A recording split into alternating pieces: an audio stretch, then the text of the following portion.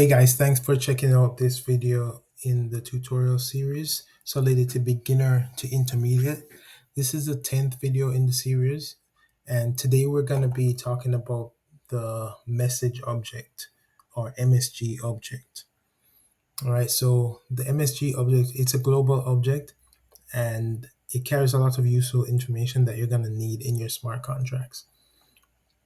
All right, so I created a small smart contract here just to demonstrate how we can use this object in our smart contracts.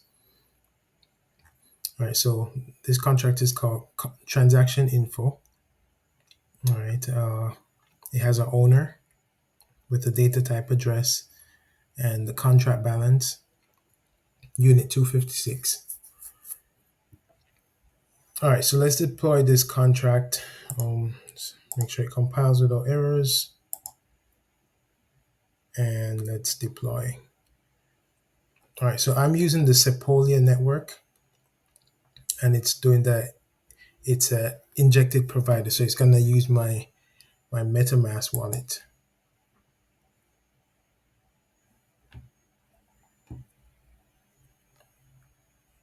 Okay, so confirm the transaction. Let's wait for that transaction to get mined. All right, here it is. All right, so this is our interface for the smart contract. All right, so let's look at msg value first. So msg value basically carries the amount of ether that is in a particular transaction.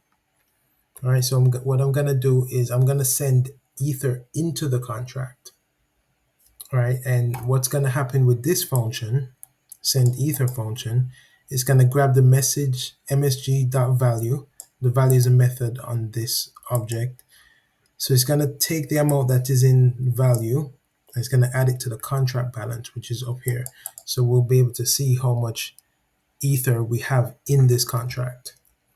All right, so let me check how much ether I have in this wallet. Okay, 1.9. So let's send in 1 ether.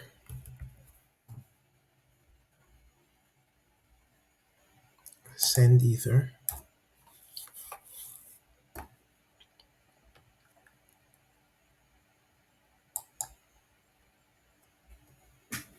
Confirm that. Let's wait for that to get mined.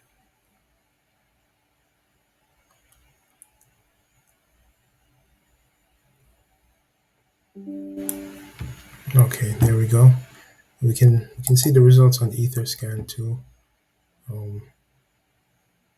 Okay, it's not complete, but you get the picture. So send in 1 ether.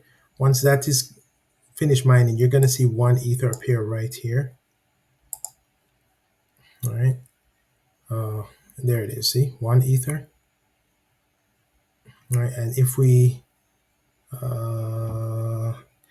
check the contract balance right here, you're actually gonna see the amount in way, but it's 1 ether.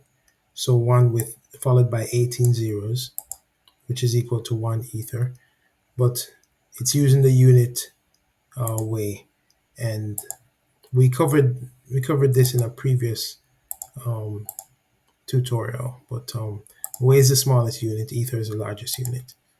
All right, so there we have 1 ether in the contract. All right, so the next one, sender, msg.sender. So sender is gonna have the contract, the wallet address of the wallet that is interacting with this function. All right, so see the function get sender.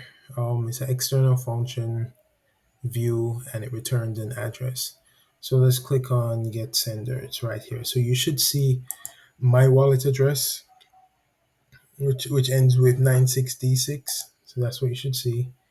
Let's see get sender, and there we have it, 96D6. So that's what sender does. All right, so get data. So data is another method on the msg object that that holds up the payload. So in every transaction, there is data in the transaction.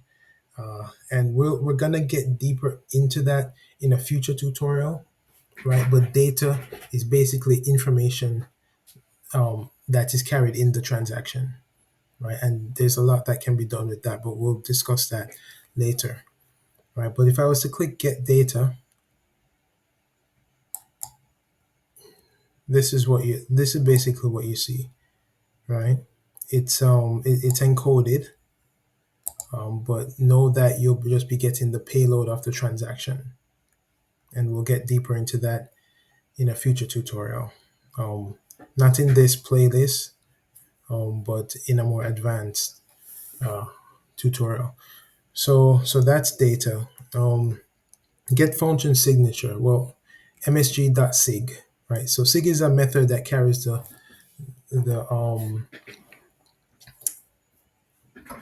I'm sorry, I'm forgetting the function signature. Yes, the function signature of the uh, function that is called in this contract. So let's see, get function signature, click on that. And this is also encoded into bytes 4, right? And then we can get deeper into that in a future tutorial.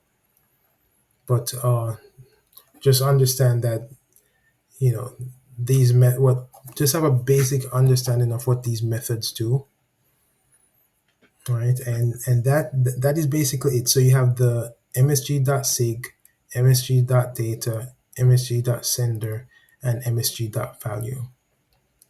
All right. In an earlier version of Solidity, you could also get the gas from this object, but that has been deprecated. So there used to be msg.gas, but that's no longer used, and there's actually a global variable for that, but we can look at that in another lesson. But all you need to know is understand msg sender, msg value, msg data, and msg sig, right? Okay, so that's it. So let me just run this withdraw function and get my ETH back from this contract, because I don't want to leave it there, even though it's just test ETH. Sometimes it can be a hassle to get more test ETH, and so that is so that transaction is running. So we don't have to stick around for that to end. But yeah, that's the message object. All right, and thanks for checking out this video.